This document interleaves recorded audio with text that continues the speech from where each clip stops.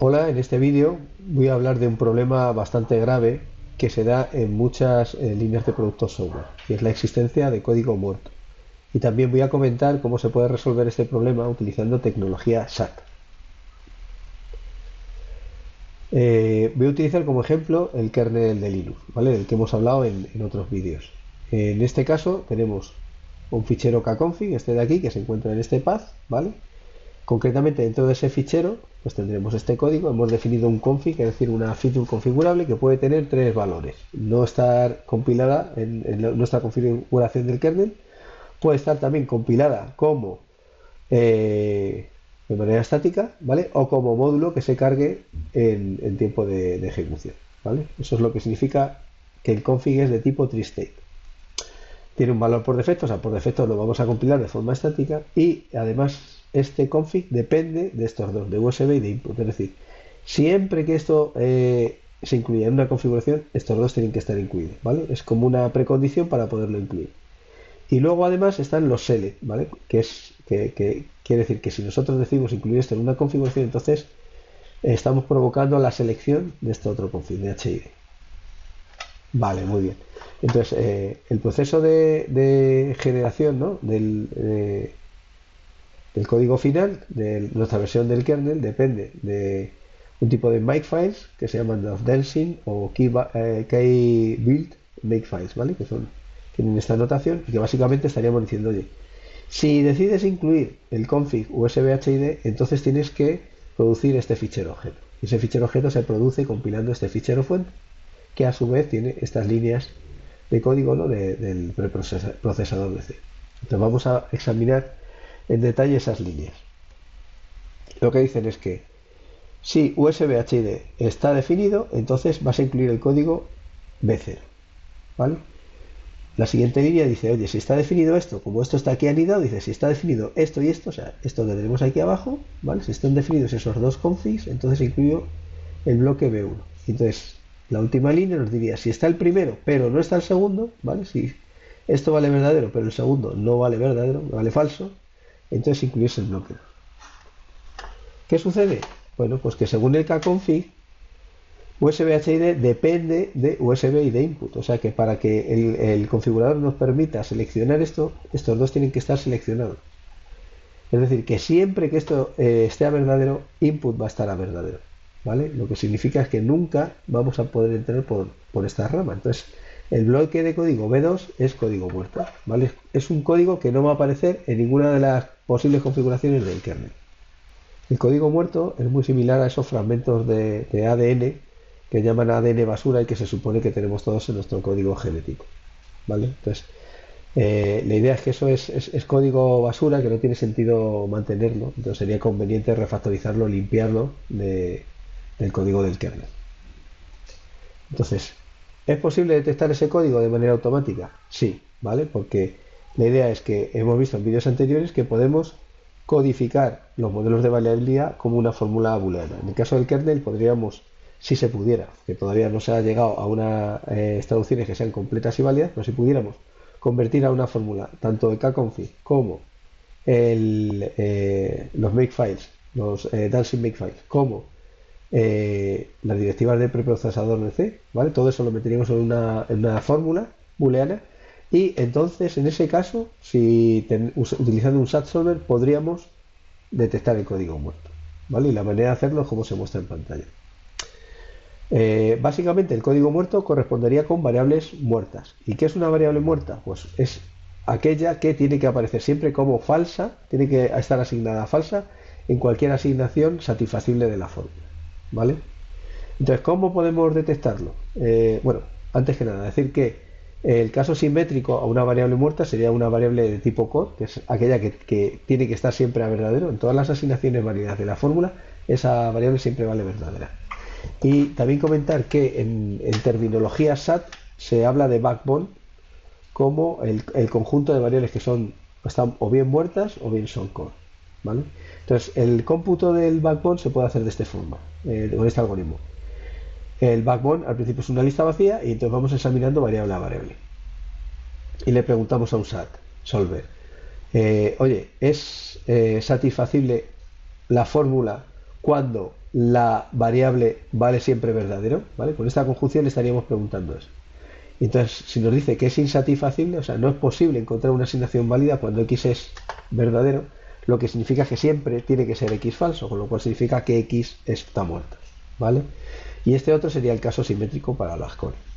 Entonces, este algoritmo funciona, o sea, es correcto, lo que sucede es que es muy ineficiente, porque estamos llamando dos veces a un SAT solver por cada variable. Entonces, si tenemos modelos como el kernel de Linux, las versiones más recientes que tienen más de medio millón de variables, ¿no? Cuando eso lo traducimos a fórmula lógica, eso contemplando exclusivamente la traducción de cada confija lógica. O sea, si incluyéramos los makefiles y todo lo demás, pues tendríamos algo muchísimo más grande, ¿no? Entonces, claro, si tenemos que llamar millones de veces a un SAT solver, pues esto no va a escalar, va a tardar muchísimo tiempo. Entonces, afortunadamente, existen otros algoritmos bastante más elaborados que son mucho más eficientes. En concreto, nosotros en la UNED hemos validado experimentalmente varios de esos algoritmos y el que funciona mejor parece que es el Minibonds que publicó Janota en 2015. Entonces, para que os hagáis una idea, es una versión del kernel que tiene ya más de medio millón de variables y casi 2 millones de cláusulas. Pues en mi portátil, que tiene ese procesador, el i9 11900H, pues tarda menos de 3 minutos en calcular el backbone completo. O sea, es muy eficiente. Minibonds tiene bastantes parámetros de configuración que aquí hemos representado mediante un feature model, ¿vale? Y ofrece una configuración por defecto. Lo que sucede es que la configuración por defecto la ajustó Janota utilizando un benchmark bastante grande de modelos de circuitos lógicos, ¿vale? Porque el tema del SAT se utiliza mucho también, no solo en ingeniería de software, sino en inteligencia artificial y también en diseño de circuitos lógicos. Entonces, la cuestión es, esa configuración que parece óptima para circuitos lógicos, ¿sigue siendo óptima para modelos de variabilidad? Pues esa pregunta hemos tratado de contestarla nuestro grupo de investigación en la UNED, y entonces para ello hemos utilizado un benchmark de 242 modelos de variabilidad que están disponibles como en la literatura clásica de línea de productos software, aparte de diversos proyectos open source. Y bueno, lo que hemos hecho es generar todas las configuraciones posibles de Minibonds y ejecutarlas sobre esos modelos de variabilidad. Como cada modelo de variabilidad tiene un tamaño distinto, entonces los tiempos que salen son muy dispares. Entonces, para poderlos comparar unos y otros, lo que hemos hecho es normalizar los tiempos. La normalización se hace del siguiente modo: cogemos un modelo concreto, ¿vale? Y vemos cuál es la configuración que menos tarda. Entonces, eso es el 0. Y vemos la configuración que más tarda, y eso es el 1, ¿vale? Entonces lo normalizamos en un rango 0-1. 0 es que estamos cerca del óptimo, y 1 estamos en el peor de los casos posibles.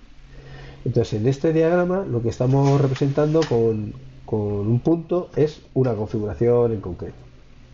Entonces, el eje X nos da la mediana, vemos cómo funciona de bien en general, y el eje Y lo que nos da es una idea de la dispersión, ¿vale? De cómo de consistente es esa configuración. O sea, podemos tener una configuración que funcione muy bien en general, pero que en determinados casos extremos, pues la cosa pues funcione extremadamente mal, ¿no? Entonces eso tampoco nos interesa. Entonces esa dispersión, ¿vale?, que tenemos ahí en el eje Y, pues la representamos utilizando el rango intercuartil. Si el rango fuera del 100%, lo que estaríamos haciendo es coger para una configuración concreta, diríamos, vale, ¿cuál es el tiempo más lento que ha dado esta configuración? Lo que sea. ¿Cuál es el tiempo más rápido? Lo que sea. Y entonces haríamos la diferencia. Entonces, como esa diferencia entre extremos pues es muy sensible a outliers, normalmente no se utiliza ese rango al 100%, sino que se utiliza un rango al 95%, ¿vale? Y eso es lo que hemos representado en la figura. Entonces, lo interesante de la figura es que es posible lograr configuraciones que sean muy buenas en términos de mediana y muy buenas en términos de consistencia. Entonces, en concreto, el punto este rojo que hemos encontrado es esta configuración, la -UVM, ¿vale?, que es bastante distinta de la que obteníamos con circuitos lógicos. Eh, y de esta manera hemos conseguido que Minibonds para modelos de variabilidad pues vaya sustancialmente más rápido. Por último, me gustaría comentar que el backbone, además de para detectar código muerto, sirve para otras cuestiones, ¿no? Una de ellas es la propagación de decisiones. O sea, es muy importante que cuando estamos usando un configurador, digamos, oye, pues esta feature no la voy a incluir en la configuración. Entonces, eso va a hacer que otro montón de features que tienen dependencias con esa, pues se desactiven. O al revés, podemos incluir algo y al incluir eso, pues hay un montón de features que requiere que perdón, un montón de features que son incompatibles y entonces, como esa está activada, las otras tienen que estar desactivadas. Entonces, eso va a propagarse en cadena. Es decir, que habría que aplicar la transitiva. Cuando yo decido que algo está, entonces hay otras cosas que no están y esas otras que no están tienen dependencia con lo que sea y así sucesivamente, ¿no? Entonces, ¿cómo calculo eso y cómo lo hago de manera eficiente? Bueno, pues simplemente calculando el backbone. O sea, la idea es que la propagación de seleccionar una feature f pues es lo mismo que el backbone de la fórmula add f, ¿vale? Y la propagación de seleccionar, de quitar una feature f pues sería lo mismo que el backbone de la fórmula add no f. Vale, y otra cuestión que hemos tratado en otro vídeo era que existen formas normales que tienen la maravillosa propiedad de que nos permiten resolver el problema SAT y el problema de contar soluciones en tiempo polinomial. Entonces, hemos comentado que no es posible, no existe un procedimiento que garantice que el crecimiento de la fórmula, cuando se pasa a fórmula normal, no sea exponencial, ¿vale? Pero lo que sí sabemos es que en general, si la fórmula de entrada es muy grande, la fórmula de salida va a ser aún más grande. Entonces, una posible estrategia para sintetizar esas formas normales es que tratar de comprimir la fórmula de entrada, ¿no? Tratar de simplificarla al máximo. Y entonces eso se puede conseguir con el backbone. Entonces aquí, por ejemplo, lo que tenemos es una fórmula lógica, ¿vale? Donde cada línea representa una cláusula. Es decir, yo he quitado el AND para facilitar la lectura de la fórmula. O sea que tendremos aquí A o B, la primera línea, AND, no A o B, AND, no B o C, o así sucesivamente. Vale, entonces vamos a ver cómo se simplificaría esto. Bueno, pues el backbone de esta fórmula es B y C. O sea, la variable B y la variable C tienen que estar a verdadero para que esta fórmula valga verdadero. ¿Vale? Entonces esto se puede sustituir porque B y C, porque las dos tienen que estar a verdadero, B and C. ¿Vale? Entonces si nos venimos aquí, ¿qué pasa? Pues que como B vale verdadero, A o algo que es verdadero. ¿Vale? Entonces verdadero o lo que sea, ¿vale? Es lo que sea. Entonces esto nos lo cargamos. Aquí otro B, pues nos lo cargamos. Con C, pues pasa lo mismo que pasaba con B. Nos lo cargamos, nos lo cargamos. Ahora C sabemos que es verdadero, con lo cual no C tiene que ser falso. Falso o lo que sea es lo que sea. Entonces el C nos lo quitamos, ¿vale? Y esta última, bueno, pues no la podemos simplificar con el backbone. Pero la idea es que de esta fórmula de partida llegamos a esta fórmula que es sustancialmente más pequeñita. Entonces, nosotros en nuestro grupo de investigación en la UNED hemos realizado diversos experimentos y lo que hemos comprobado es que en ocasiones esta simplificación no sirve de nada, no ayuda, pero en otros casos ayuda mucho. Entonces, un ejemplo sería el Fritz, que es un proyecto open source, ¿vale? Que tiene, pues eso, más de 67.000 variables y más de 240.000 cláusulas. Entonces, cuando hemos querido sintetizar una DDNNF, que es una de esas formas normales que nos permiten en tiempo polinomial resolver el problema SAT y el problema de contar, bueno, pues con el compilador de 4, que es el compilador el mejor que hay actualmente para obtener las DDNFs, pues no hay manera de obtenerlo. O sea, lo puedes dejar corriendo durante horas y de hecho lo que produce es un desbordamiento de memoria y no se logra sacarla, no llegamos a esa DDNF. Sin embargo, cuando se aplica la simplificación basada en el backbone, entonces eliminamos casi 25.000 cláusulas y acortamos otras 14.000. Y con ese impulso, pues es posible sacar la DNF en unos 2 minutos aproximadamente. Vale, pues bueno, con esto he terminado esta exposición. Espero que os haya gustado y bueno, nos vemos en el próximo vídeo. Muchas gracias. Hasta luego.